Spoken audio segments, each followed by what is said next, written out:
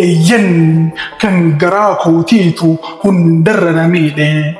Dungoon guggubattu dukkana ibsuuf jettee isheen bayxee dhumtu namaaf aarsaa taatee yeroon isii daran gabaabbatte osoo akka namaa kan dubbattu taate maaluma dhaamatti osoo afaan qabaatte.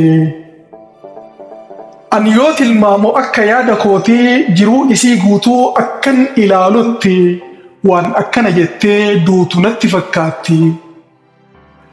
Akkuma nama laafee lubbuun itti dhuftee kan duuti itti gaaddu baay'ee dhukkubsatee dungoon baqaa jirtu tan dhumachuu kaate akkana jechuun hin ooltu yeroo dhaamu geette. Kan ifaan jalaa bade dukkana moo'uu fedhee ibiddinatti qabsiisus na ibsachuuf jedhee akka nama garii namatti ba'aa taanee osoo jiruu hin argin namoota rakkifnee yeroon keenya gahee cal'ifnee hin duune. Yookiin immoo akka namoota biroo ofii qofa jiraannee nama biraa tokkollee osoo hin jiraachifne kan jiraachuun isaa eenyuunuu hin fayyadne kan du'uun isaatis namoonuu hin miine. Akka nama jiraateetiin du'uu osoo bu'aan buufne jiraanneetiin qofa addunyaarraan deemne. Ofii kootii gubadhee dukkanaa isin baasee ani baqee dhumataa ifaa isiniif ibsee ofii jiraachuu baadhus isiniif aarsaa ta'uun yoomuu nan gaabbisiisu namaaf ifaatiin du'uun.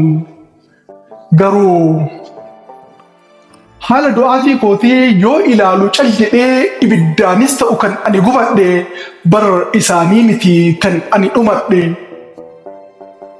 Qilleensi asiif achi osoo ibidda raasu gubaa mataa koo gubbaa barbaadee narraa dhaamsuu. Ibiddi natti qabate akka narraa hin dhaamne qaamni koo dandamatee akka lubbuun horanne inni hanga dhumaa akka baqu na godhe kirrii keessa koo jirtu tan dursee hammadhe isii fira jedhee garaa kootitti baadhe eeyyan kan garaa kootiitu hundarra na miidhe. Inni si balleessuuf yeroo hunda foolatu humna isaa cimsatee gurmuus baay'ifatu.